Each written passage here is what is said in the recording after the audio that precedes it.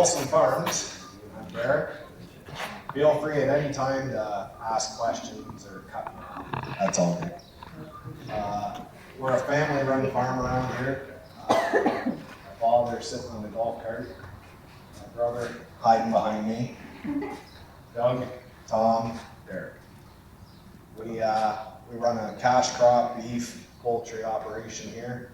I guess you guys are getting the idea on beef, but we feed everything we produce. All our corn goes into the cattle. All our straw we produce from our wheat goes into the cattle and the chickens, and we grow soybeans that we produce for an export. So I like everybody, if you have a question to ask me, that's just the gist of our operation, and we can go free to answer. Where do you get your feeders from?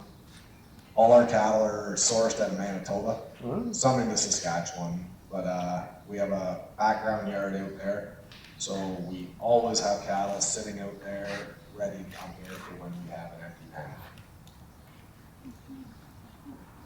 The trade war messing with you guys? Not really. Like, we were really worried about it in a sense at the start with the cattle.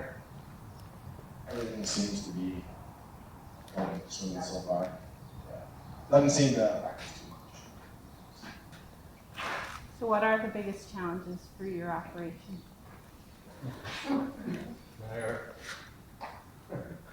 Labor.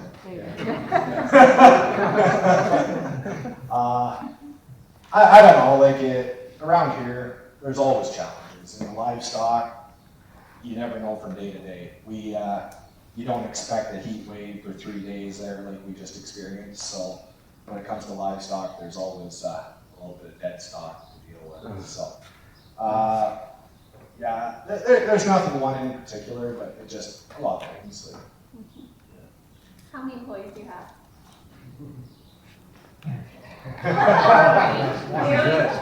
one. Is he driving? One full time, and then my brother has a son that helps us now in the operation, and I have 3 kids that are coming up, and they'll help a little bit. So, yeah, we have a couple older people that in our busy time will help us when we get stuff. So we're fortunate that way, but just really one full time person. But Derek, you guys are workers. It's not just one person running everything. Oh, sorry. So, like me and my brother and my dad are full time, and then we have one employee. Sorry. Yes. I'm not quite full time. I didn't want to elaborate on that, but it could be like 2.5. What's the setup like for cattle? It's nice in the area, I see, where you got them housed. How is that working out for you? Like the buildings? Quonset, yeah. Okay, so it would be 15 or 20 years ago, we sort of started going to all our livestock undercover. No more open yards, just the rain, everything, the weather. And we used to have an open yard across the road where my brother lives, and we had one just down the road, another farm. So we built the first coverall building, and we liked it so much, we decided we were going to close the other ones because Troy Line's just so busy with all the traffic, with all the chemicals and different plants. We were afraid of an accident in the morning on the road or whatever while we're feeding. So then we built the second cattle barn. We don't. And the light and airflow in them is excellent. So we have one building that's still original. We kept the old bank barn here and we built around it just so there's still one thing that's original on the farm. But other than that, everything's been added to. So about 7 years ago, we decided that because of labor shortage and everything, we weren't going to expand anymore in the cattle because we're so close to town. The manure, just everything was a challenge for us. So that's when we built our first chicken barn about 7 years ago, and then we built another one last year. So they're pretty healthy in there, kind of thing. What was that? The health advantage. Oh, yeah. The health advantage in live like cattle in the barns, like you'll see they're just happy in there. Maybe not as happy as ever in the pasture, but I mean, compared to you're out in all elements, like in the winter, they're not in the snow, in the out there, they're pretty content. So how much do they weigh when they get here? How much do they weigh when they leave, and how long?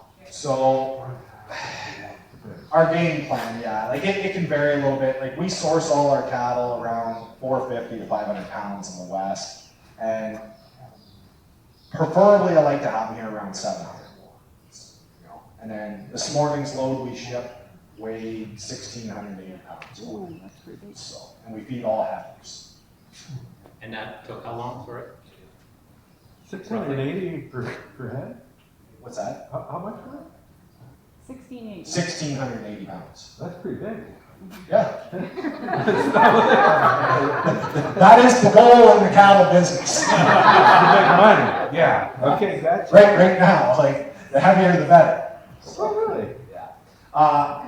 Usually, those would be about 9-10 months, depending. So, We own them for close to a year. yeah, like Just over a year. just over a year from when we first buy them until they'll. So I guess some of the interesting points about that would be, when you say you own them for a year, that means you don't get paid for a year. Oh yeah, no, our money's out for probably 12 to 14 months. Yeah. We learned about 10 years ago. The biggest thing people in this operation you get to is you gotta have cash flow. So now we ship every week and we try to buy cattle. I'm trying to source them. Every month I want to try and buy cattle. So we're doing our own sort of little hedge, like as the market goes up, I'm trying to buy. So, because when we used to be buy all in the fall, sell in the summer, you're at risk. Like we could have bought high and sell low, and that's usually what happens. So you're buying them, Jared, how are you buying them? So, what do you mean? You say you're buying them from the west. Yeah. So we got a guy that backgrounds for us, and he also sources all our cattle. So So you've got somebody in Manitoba. yeah, we got a guy. I did meet him. I finally met him at one point, but we sent him millions of dollars, and we had never met him. Yeah. But he treats our money like it's his own. Like he'll call me and he'll be like, "Oh, getting a little nervous. You know, the price keeps going up," and you know, we'll talk and run over the numbers, and nope, you're good. Keep going. So. Yeah, it's easy to make those decisions right now on an up market. But I mean, No. but it sounds like what you're saying, he's pulling cattle from wherever. Yeah, so- Bringing them to your operation. So in no, Manitoba. he's got no like He's got. yeah, like we just have 4 pens rented out there, That's what. and but he sourced them. So we feed all heifers, and he has a standing deal. Guys want steers, so you'll see our cattle. They're 99% Charolais cattle, like Charolais tan, like our Charolais Angus cross cattle.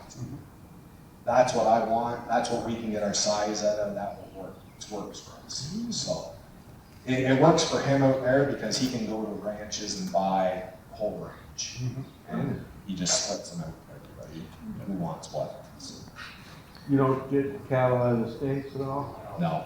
They still bringing them up? Yep. There's a lot of cattle come up from West Virginia and that area. Oh, have you raised them still? Well, this morning's load was 1680. We want to get to 60. Oh, yeah. At least. And then where are they going? All our cattle go to St. Helens and Toronto. What's your average number to take it up to stock? What's that? What's your average number of headers to stock? How many head you got out there? Oh, if we're right full, we'll be close to 2,000. We've cut it back a little bit. It's a little nicer around 1,800, 180 to a pen. So you feed all your own corn Yeah, so on-site processing? Do you ship any to the alcohol plant? So we produce 1,200 acres of corn. We'll do 200 acres out of it will be silage, and the other 1,000 will be grain that will go into the cattle. If we have an above average year, we might market some, but these cattle need between 2 and 250,000 bushels of corn to service the whole place. You get many, we're going to the alcohol plant next, that's the reason I'm asking, do you get any DDGs from there? So, yeah, it'd be 10 to 15% of our dry ration will be steroids. So it's our protein source. So it's the leftovers from the alcohol plant for those that Yeah. don't know. So you'll see out back, we actually have 2 products right now. We have a dry distiller product from Suncor where you're going, and then also we have wet distillers that come out of Greenfield and Chatham. Oh, okay.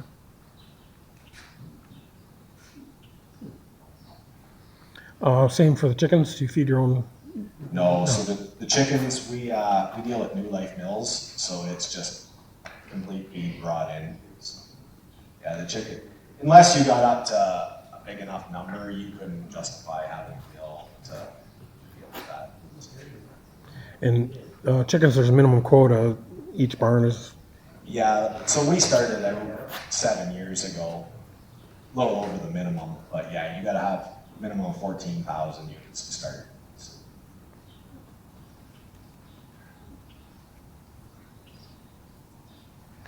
Okay.